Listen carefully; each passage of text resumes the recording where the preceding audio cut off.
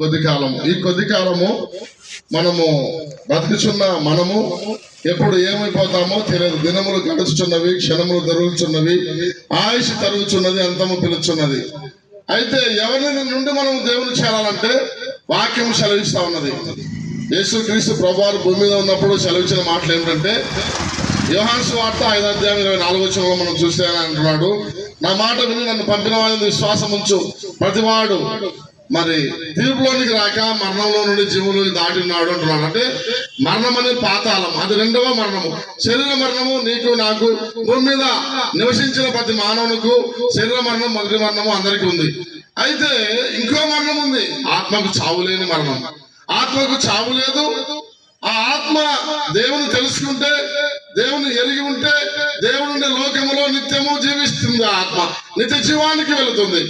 ఒకవేళ దేవుని తెలుసుకోకుండా ఆ ఆత్మ చనిపోతే అది పాతాళంలో నిత్యము మరణము, నిత్య మరణము, నిత్య మరణం, నిత్యము కాలుతూ కాలుతూ బగ్గున మండుచుంటే, అగ్నిలో నీ ఆత్మ కాలుతుంటే, కేకలు వేస్తుంటే గుండెలు బాదుకుంటావు, రొమ్ము కొట్టుకుంటావు, పనులు కొరుకుతావు, పటపట కేకలు వేస్తావు. నిన్ను ఆదరించే అబ్బాలు ఎవరు ఉండరు.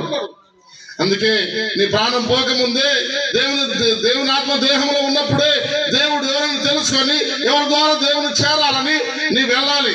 అందుకే ఆయన అంటున్నాడు, భక్తుడు పాట రాశాడు, బగ్గున మండుచున్న ఎన్నడారని అగ్నిలోనా, బగ్గున మండుచున్న ఎన్నడారని అగ్నిలోనా, కుమిలి కుమిలి ఓదార్పు కొరకు, కుమిలి కుమిలి ఓదార్పు కొరకు నిన్ను ఓదార్చేవారు లేరు లేరు ఇంకెవరు లేరు. నిన్ను ఓదార్చేవారు లేరు లేరు ఇంకెవరు లేరు. ఎంత చెప్పిన వాక్యమినక పోతివా, సాగిపోదువ చింతతోనే సమాధికి.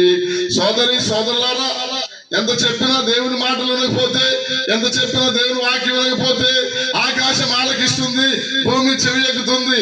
అందుకే యేసుక్రీస్తు అన్నాడు, పాతాళానికి వెళ్లకుండా పరలోకము చేయాలంటే నన్ను పంపిన వాడిని విశ్వాసం ఉంచితే నువ్వు తీర్పులోనికి రాక మరణం అనే ఆ పాతాళానికి వెళ్ళక జీవమనే పరలోకానికి వెళతావని దేవుని వాక్యం. మరణంలో నుండి జీవములోకి దాటుతావన్నాడు.